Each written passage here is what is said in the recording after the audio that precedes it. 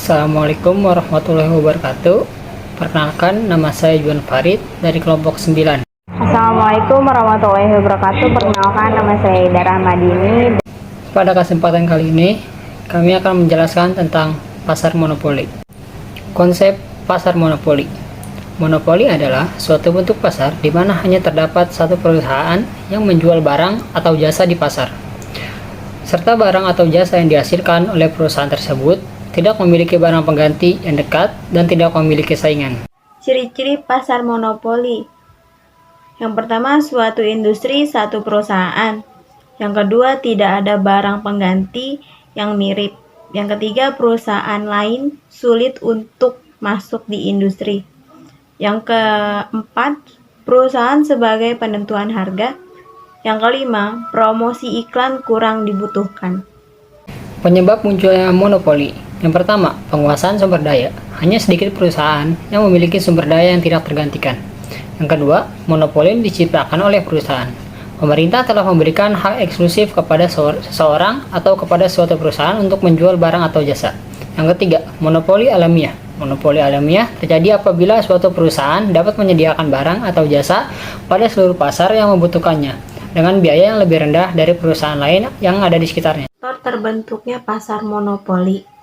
Yang pertama, karena hambatan teknis. Hambatan teknis ini bisa disebabkan oleh beberapa hal.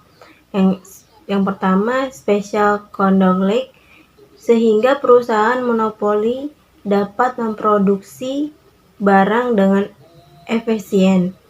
Yang kedua, tingginya tingkat efektivitas memungkinkan perusahaan monopoli mempunyai kurva biaya yang menurun.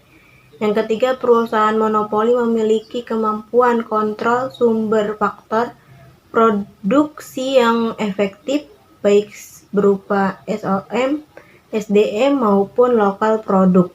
Yang kedua, hambatan legalitas. Beberapa masalah legalitas yang bisa membentuk perusahaan monopoli. Yang pertama, undang-undang dan hak khusus. Yang kedua, hak paten atau hak cipta. Hak paten atau hak cipta adalah monopoli berdasarkan hukum karena pengetahuan kemampuan khusus special knowledge yang menciptakan daya monopoli secara teknis. Jenis-jenis pasar monopoli. Yang pertama, monopoli alamiah. Jenis monopoli alamiah ini lahir dan tumbuh secara natural karena didukung iklim dan lingkungan tertentu. Jenis monopoli alamiah dipandang sebagai bisnis yang positif, sebab satu perusahaan tunggal yang memproduksi barang dapat memenuhi seluruh kebutuhan pasar dengan harga murah. Kedua, monopoli legal. Jenis monopoli legal, yakni monopoli legal berdasarkan ketentuan hukum yang berlaku. Hal ini ditetapkan oleh pemerintah sehingga telah diatur bahwa hanya ada satu perusahaan yang boleh menguasai hajat hidup orang banyak. Yang ketiga, monopoli lokal regional. Monopoli lokal regional merupakan jenis perusahaan monopoli yang hanya memasarkan produk atau layanannya secara terbatas mencakup area tertentu saja.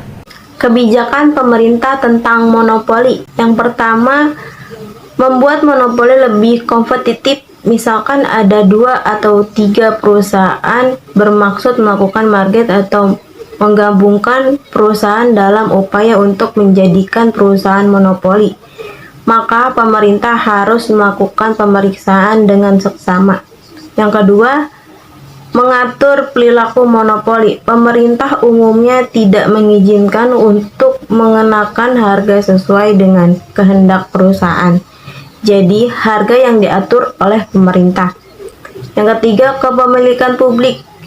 Dalam konteks ini, perusahaan-perusahaan monopoli yang dilakukan oleh swasta diambil alih kepemilikannya oleh pemerintah atau negara. Di Indonesia dikenal dengan istilah dinasionalisasi. Kelebihan pasar monopoli.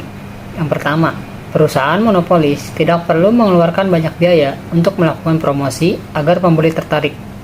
Yang kedua, dengan monopoli, pemerintah dapat menjaga sumber daya alam yang penting bagi masyarakat. Yang ketiga, hak kekayaan intelektual seseorang dapat terlindungi sehingga dapat memajukan perkembangan.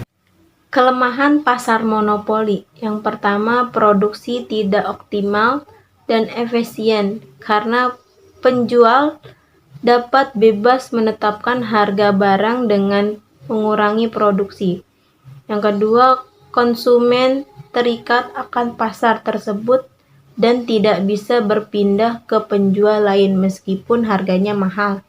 Yang ketiga, keuntungan terpusat di produsen karena konsumsi tidak memiliki pihak selain membeli dari produsen tersebut untuk memenuhi kebutuhannya.